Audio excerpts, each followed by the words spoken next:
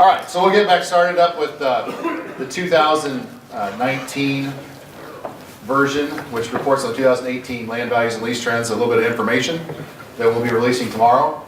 And some of the statistics we talk about in the survey is who are the sellers and buyers of farmland right now. The majority of sellers tend to still be estates. People have passed away, their children begin to decide what they want to do with the farm. Maybe there's multiple kids involved, and as a result, the farm sells. Likewise, the majority of farmers continue to be the #1 buyer group of land. They have been for several years. However, that number is going down, according to our survey, and as a result, a little bit of that comes from just a little bit of a financial squeeze that we see in some farmer cash flows, and so investors and institutions are starting to step in and pick up on some of that. Dave, I noticed, because the handout I gave out actually had this, the 17 stats in it. Yeah, okay. And 52% were estates, and now you say it's 55? Right, which is just a little bit higher. That's not a whole lot different. Yeah. But the farmer number, though, the farmer number is going down, right? Yeah. Yeah. So I don't know if you had that in there as well from the handout, but yeah, that's to be anticipated when we start to have a little bit of issue like this, where we've got some farmer financial tightness on our net farm returns. Overall, I think 70 billion for the third or fourth year in a row, which is we kind of need to get that up above 70 or closer to 80 billion for farmers that are really making money overall as across the entire United States. And I saw an article, I think it was about 2 weeks ago from Associated Press, that there was the delinquency on operating loans for farmers was moving up a lot, and it was almost 20%. It was like right under 20. It was 19.4% were delinquent. I think that came out of the Kansas City Fed meeting, and that's where maybe that information came from. Of course, in Illinois, we had a particularly strong soybean crop and relatively good corn crop. Not quite as strong as the previous year, but in some areas it was actually better than it was the previous year. But Illinois income was able to be sustained through the market facilitation payments, which were the government program payments we were talking about earlier, and then also just the big yields. We've been able to help hold our own a little bit better here. I thought that was interesting, though, that, like I said, and of course, I think you're right, that did come, if I remember right, I just read an article and picked that out, and I thought it was interesting that it was going back to some of those highs that we had in around 8, 9, and or even back into the 80s. So 46% of farm transactions were private treaty or listing, just like you would see with a house where someone lists a farm and you solicit a buyer makes an offer, and there's a negotiation that takes place. Somewhat different than the housing and residential land process. Land actually sells by auction quite a bit. 39% of the transactions were by the auction process, and in some cases right now where we've got a little bit softer markets, we're seeing more what they call no sales, where maybe they don't meet a reserve, and in some cases also the auction process is the only way to get it moved because they can't seem to get an offer on a listing, and so they will go ahead and go to auction and get it sold that way so that the people can settle their estate, as we talked about earlier, and maybe they tried to for a period of time and were unsuccessful in getting it sold from before. So what do they say is the no sell? Did they give you a no sell? I think there was a no sell percentage in last year's book. I don't know that we had that this year. Okay. So Okay. So anyway, so here on the chart you'll see the chart for the Illinois land values and where we're at for 2018. You can see that excellent quality farmland across the state has kind of been holding its own, and that is being particularly reflectful of the income that we were able to generate from Class A farms. High production year, when you get 70 to 90 bushel soybeans, those types of things show up here, and that came off of a lot of your very best farms that were well drained, and that gets reflected into, I think, the price of land as we go throughout the year. You pay for a good farm once, For poor farms, sometimes you pay for it year after year, but not always. Once in a while, it ends up okay. One of the other things we saw was basically the good productivity. You can tell Dave has great farms to sell, can't you? Most of the time. So, but the good productivity farms were fairly stable. They were down maybe 1%.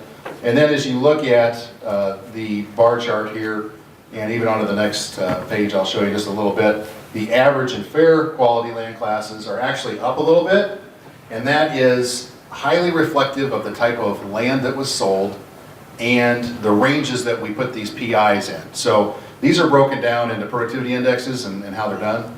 And it just so happens that our average PIs in those ranges were higher than last year in particular. And then also, we also noticed that the average size of transaction in those land classes was higher. And we think a lot of that has to do with, as you go to those lower quality soils, you end up having more irrigation sometimes on some pieces. And when you're selling bigger tracts, those are the ones that are irrigated a lot of the time. So they're 160 acres or bigger, and those bring more money for that soil class. So as a result, from our data set, the fair and average productivity land actually went up, even though it's probably more reflective of the quality of the farms that we sold. And you know, that brings to a point, I think, that needs to be mentioned. Dave, most of us in here, or most of you in here, can analyze that data and say, okay, these farms that sold in that particular class were actually higher PIs than what we had been done the last couple of years, where the ordinary person or ordinary licensee wouldn't know that there's a 10-point span within each one of those classes. Right. So the Bruce Sherrick at the University of Illinois crunches all these numbers for us and does a tremendous job with it. We owe him a debt of gratitude for the work that he does. But to be bluntly honest, if we didn't have that information and we just looked at face value, we'd think that the land market in the lower quality soils is up. We're not really sure that it's up as much as we had different types of transactions that took place in 2018 versus 2017. And so, the higher and the quality, higher quality within that class range. as well comes into play. Interesting. So this next chart that you see here shows the average prices across the state, the average sales prices as we see all of the data put together. This is straight from our data, so 10.7 per acre on excellent quality ground, 82.78 an acre on good quality ground, 65.72 an acre on average quality ground, fair ground 52.68, recreational ground 36.70, and the transitional number is kind of interesting because there just isn't any transitional transactions really happening. Ray, do you want to talk about that at all since you're kind of up in that area?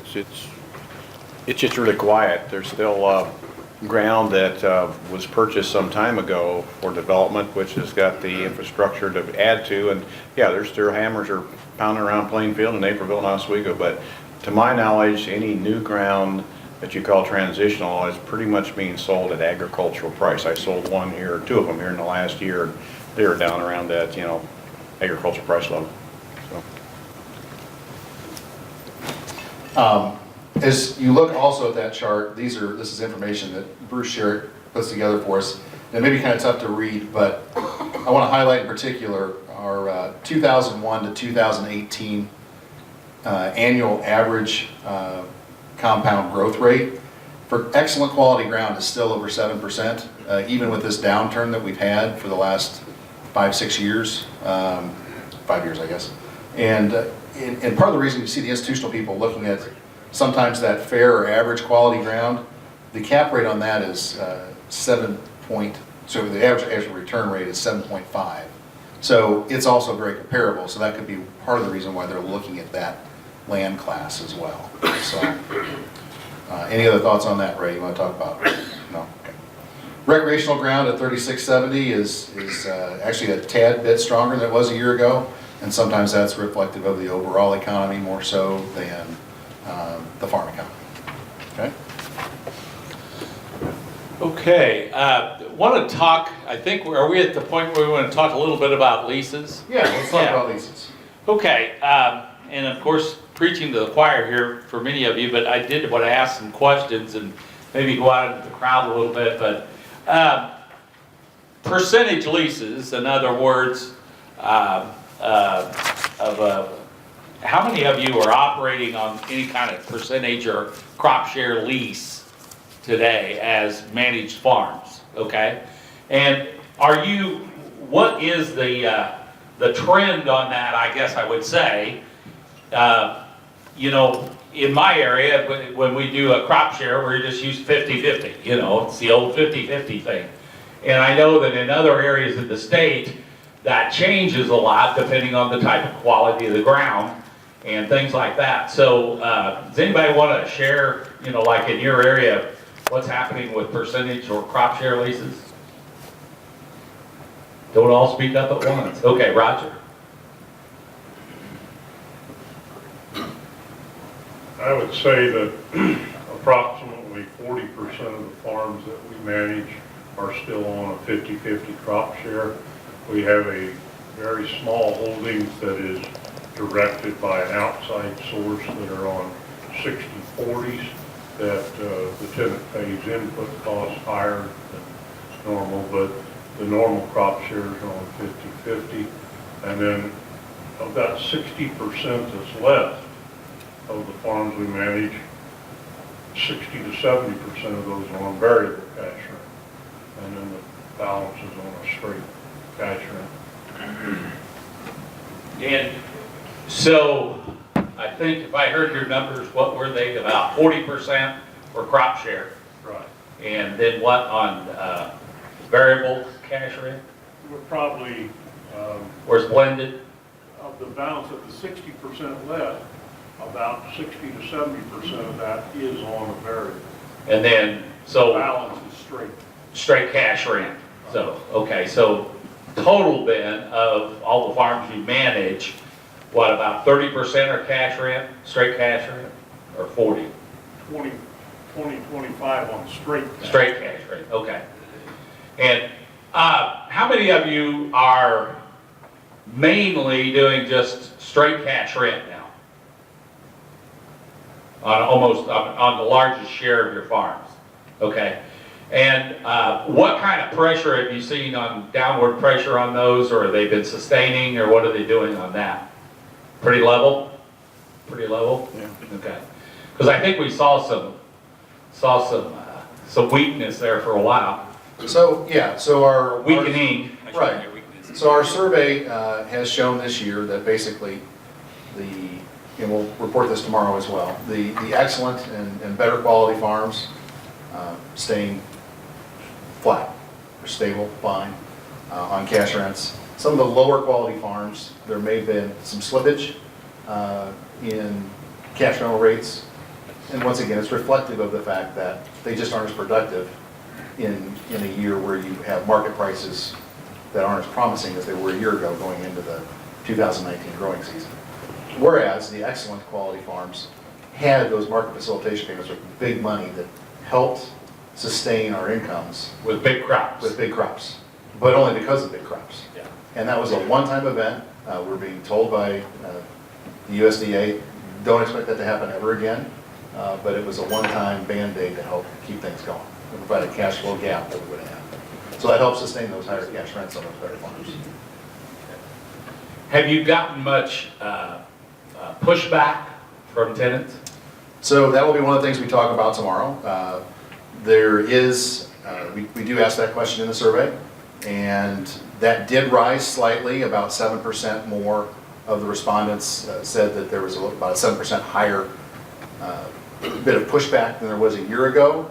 Still substantially, not that much. Most guys went ahead and just signed it again because, once again, they recognized that they received those farm program payments, and that helped them generate enough money to be able to pay the same rent again in 2019.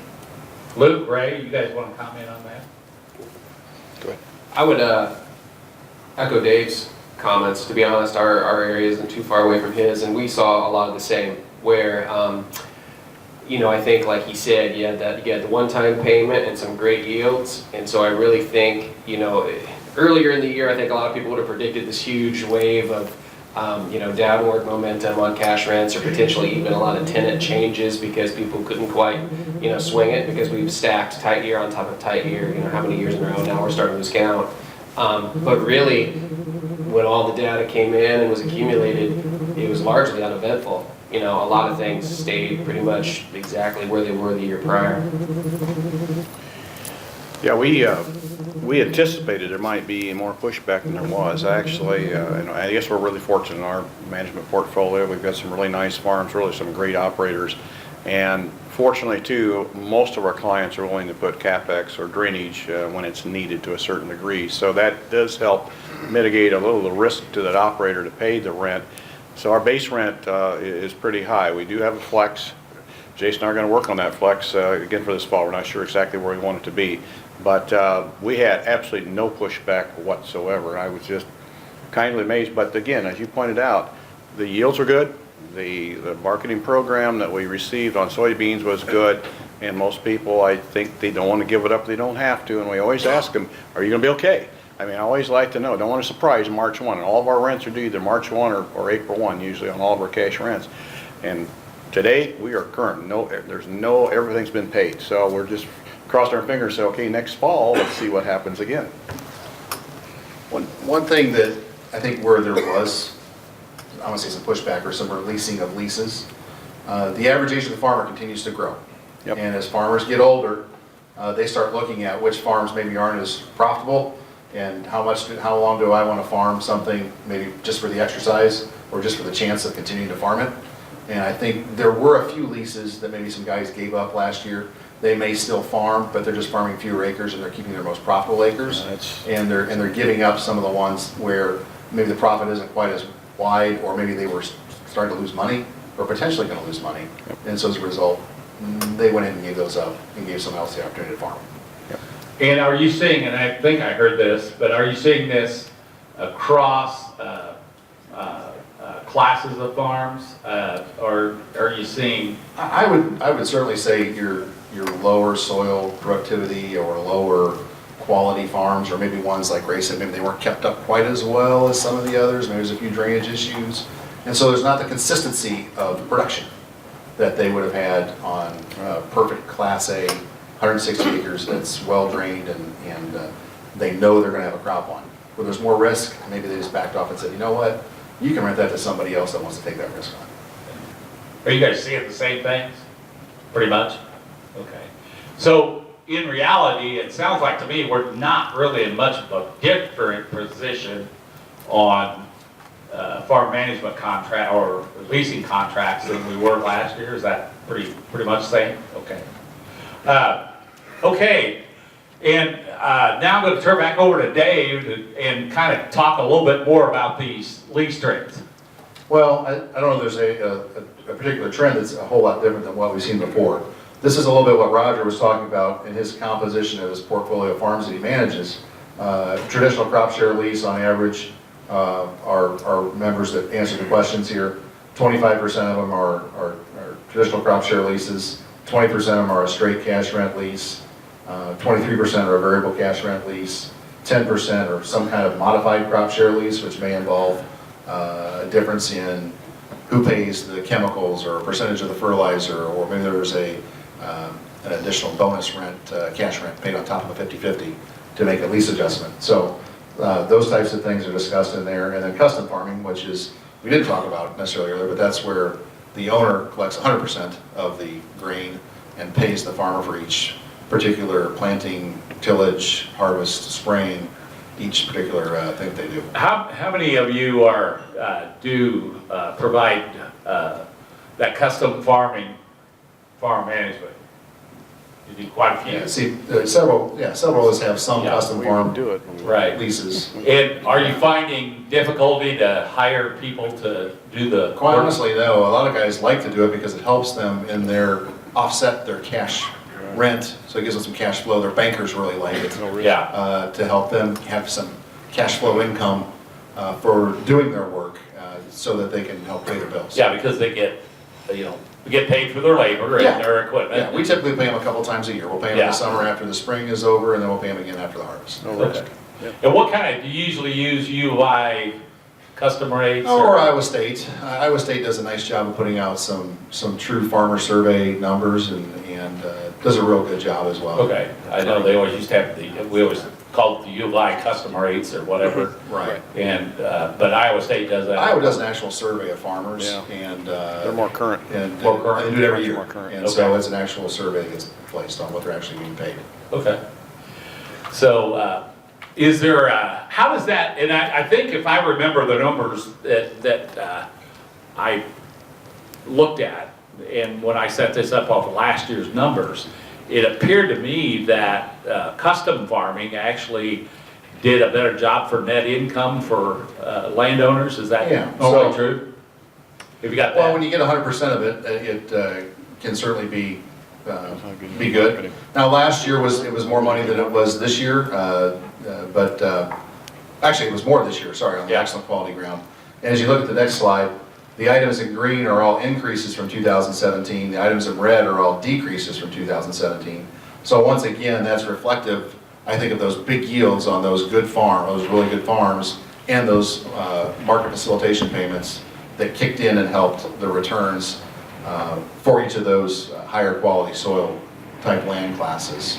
So from here you can see traditional crop share 205, cash rent 231, and custom farming $265 an acre. Of course, that's reflective of receiving 100% of the good year. And those are net figures, Those right? are net, yeah, Net, net returns yeah. per acre. Yeah. Well, that's kind of interesting there. The last thing I think we kind of wanted to talk about a little bit is, and I know that Rob talked about this at the last time we had a, I think it was the broker management class or whatever, but some of these alternative farming methods, and I think you've got some more numbers too, don't you? I do, that's okay, we can. No, Yeah. I just wanted to talk a little bit about some of these alternatives that as farm managers you might be utilizing to create more income. And maybe, I know Rob, you talked about organic farming, and I really would appreciate it if you talk a little bit about that again, because I know a lot of them probably weren't there, but that, I think it's interesting. I mean, one of the things I got out of that from Rob is that can be very profitable, although it's not for every farm and it's not for every farm owner. So if you talk a little bit about that, I appreciate it. Well, Norm, like we talked about in December, in my business, organic and transition organic has become roughly 10% of the acreage we manage in Illinois. And one of the things Dave showed earlier about estate sales, being 55% of the land transactions. We're in one of the biggest generational shifts of farmland in history. So not all new owners want to sell their farms. So as the stuff's moving to the millennial generation, they're the ones driving the organic trend in the stores. So they're saying, if we're buying it, why aren't we doing this with our farmers? Which is a big opportunity for farm managers, because obviously they don't know much about it. They know that's what they want, so they have to find somebody who's going to take their farm and work with the tenant, or find a new tenant who's willing to do it. And we're seeing the millennial generation of farmers are the ones who are willing to do it. They see it as an opportunity to expand their operation. They're already trying to farm with dad, and the margins are getting really thin on it, and they're saying, well, we've got the machinery, we've got the technology, we can do this. And we're just seeing it as a great opportunity to put young farmers back on the farm and make them a good living at it, and also provide a higher net income for the landowners and meeting their goals. Obviously, the higher the quality farm, the better chance of success. I don't think we would take a C-quality farm, Kent, would we? The transition? No. It would have to be for a C quality farm, I mean, we'd have to upgrade it, you know, is it irrigation, is it tile, is it, I'm not saying it can't be done, but it's a lot harder. It's really easy. It's a lot easier on an A quality farm than it is a B minus C plus farm, a D farm. Then you're going to be looking at livestock and stuff on a D quality farm. Which there's good money in livestock because you know, these people want the pasture raised hogs, they want the grass fed beef and stuff, and there's opportunities there. But it's like you said, Norm, not every farm should be farmed organically, and not every farmer can do it. It's a mindset, and it's a skill set that a lot of guys just don't have. And by the way, I got that from Rob when we had our broker management meeting, that it's not for every farm and not for every farmer.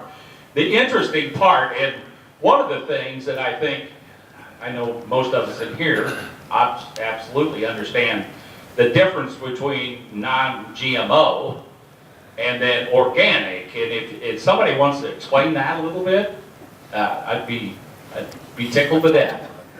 So, oh, look at that, they're all heading. Here, let Rob. Yeah, Rob, if you don't mind. The difference between non-GMO and organic is non-GMO is just generally the seed you purchase. I mean, you're still going to use herbicides and insecticides, but your seed is non-genetically modified seed. Organic, you have to follow an organic system plan. You're going to use organically approved products, and you're going to use non-genetically modified seed.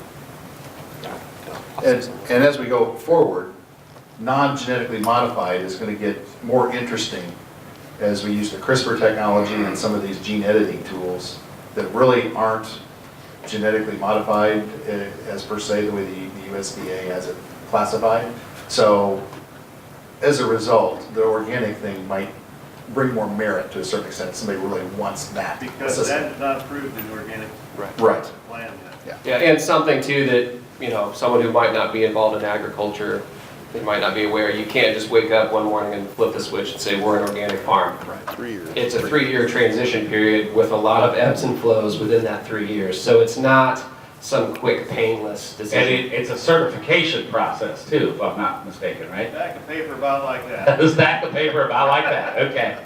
So, and it's probably not for every farm manager either, is It's it? not for every farmer. So, but it could be lucrative, and I think it's another one. You know, one of the things, and I think most of you know, that I have a little bit of knowledge about a broad breadth of real estate brokerage and property types and things. I know a little bit about a lot of it. And one of the things, and also trying to understand the industry from a licensee standpoint of making a career out of it. And one of the things that I've noticed, especially over the last 4 or 5 years, is the more successful real estate brokers are those that find a niche and get really good at it. And, you know, all of you are in a niche, you know, it's a niche market. But, you know, I teach pre-license to 80 to 100 students every month. And one of my frustrations is I know, first of all, about 90% of them are getting a license to list and sell residential property. And that's not a frustration particularly, except I also know that in 5 years, half of them will not have a license.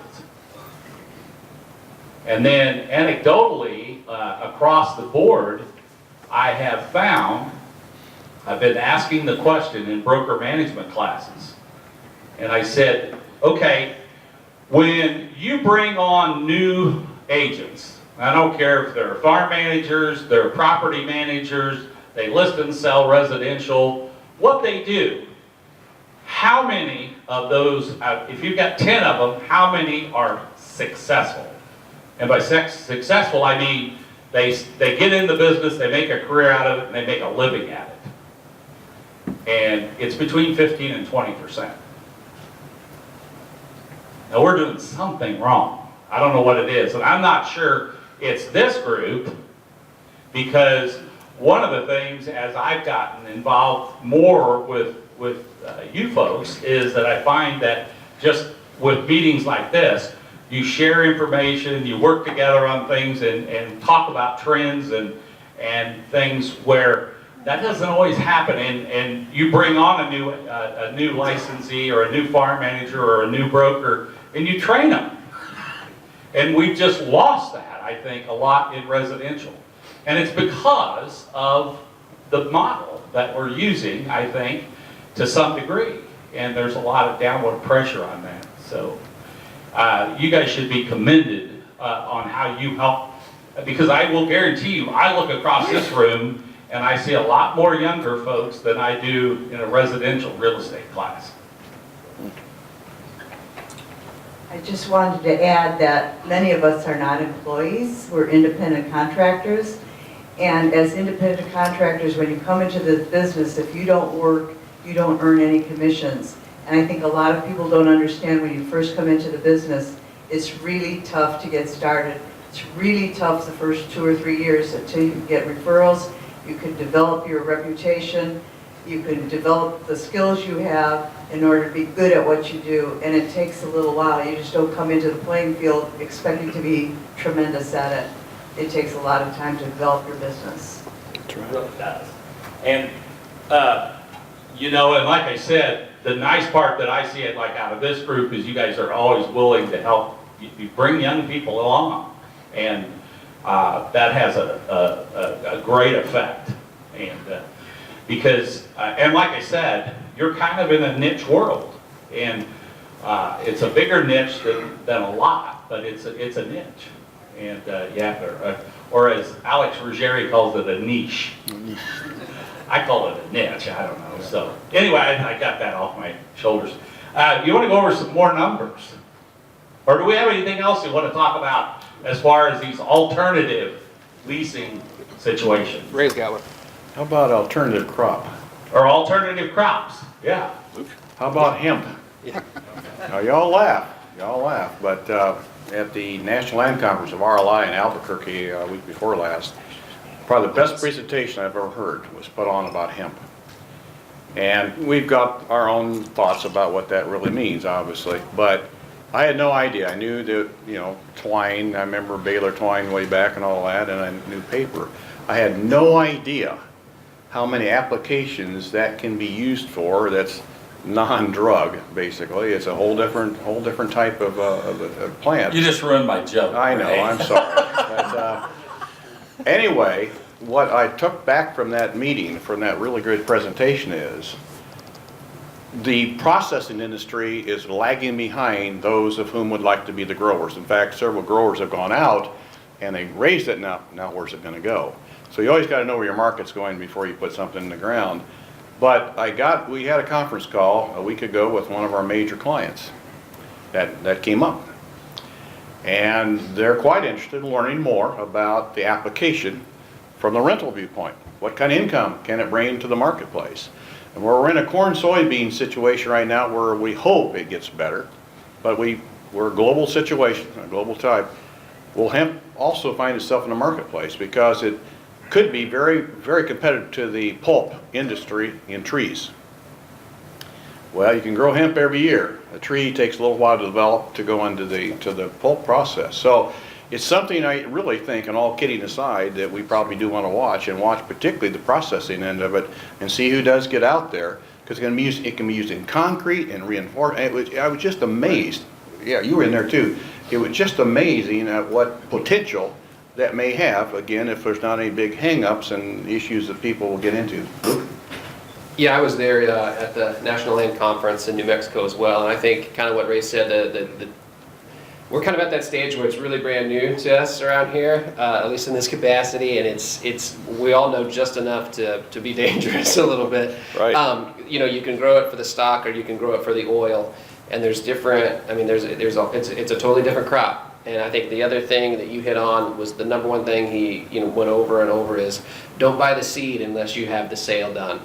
So don't buy seed and then just assume that you're gonna find a place to sell it. Work backwards on it for now until we get our feet underneath. And you know, when you started talking about that and the marketing aspect of it, or how do you process, how do you get rid of it, I remember asking Rob that. I said, what do you do with this organic crop? And he said they basically got it sold before they grow it. So, yes, Contractor signed already. yeah. Norm, Kent and I were in a meeting yesterday, and there was a gentleman from Kentucky who was talking about hemp for fiber. And Kentucky or Wisconsin is the closest processing plants right now. They have a 2.5-year supply of hemp for fiber rolled up and stacked in Kentucky. 2.5-year supply. That's what he said, was a 2.5-year supply. 2.5 years. Yes, sir. Okay. Well, so much for hemp. We overgrew it again. We just had too much, too many acres. Hemp for CBD oil. Yeah. You're gonna have about $30,000 an acre in the cost in it before you get it to harvest. Yeah, that's, And if they test it in the morning, and if it gets to a certain level of THC in it in the afternoon, the feds can come in and tell you to cut it down. yeah, that's only part of You that. lost your profit. Yeah, I know. Yeah, right. I attended 2 weeks ago a seminar on hemp production put on by Western Kentucky University in Bowling Green. And a lot of what is being said here, I'm just backing up. That's basically, the cost of the seed is estimated between $1.25 and $1.75 per seed per kernel, with a planting population of 3,000 to 5,000 plants per acre. That's like a permanent crop cost. So if you're all complaining about $400 a bag seed corn, I will say one thing in response to Ernie. They did tell us it's a substantial amount and it's baled, but that stuff's got a hell of a shelf life.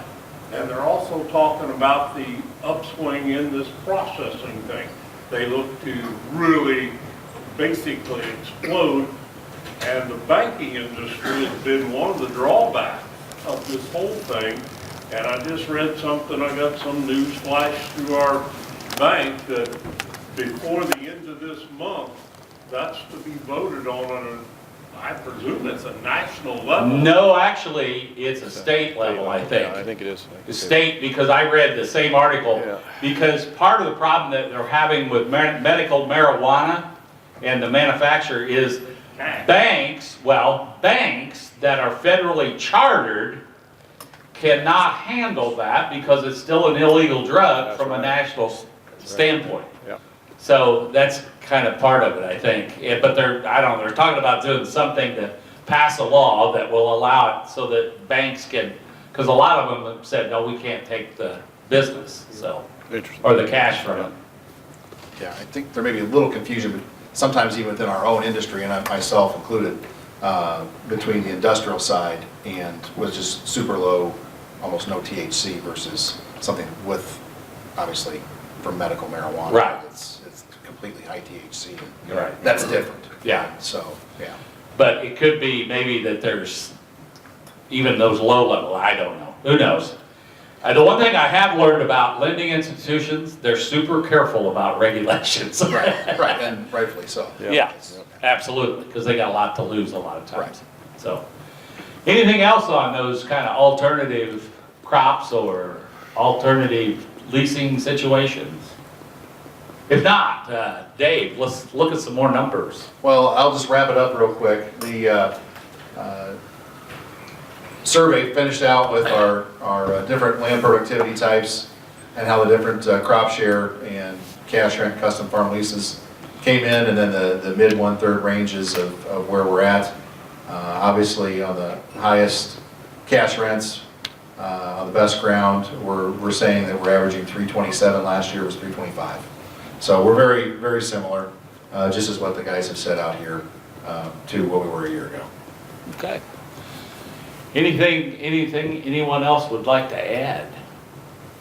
I've tried to give you some of the references where I got some of the information for this. Of course, some of it's already outdated because we got the new book, the new Trends book. But of course, you'll be getting that tomorrow. And anyway, there also, I think that one link if I'm not mistaken, has some information about the lease termination language that I think most of you are familiar with, and of course I copied a piece of the act, but there was an article written by a law professor at U of I about that very issue and some other things. So, with that, I have 3:42, so don't forget to sign out. All right? Thank you.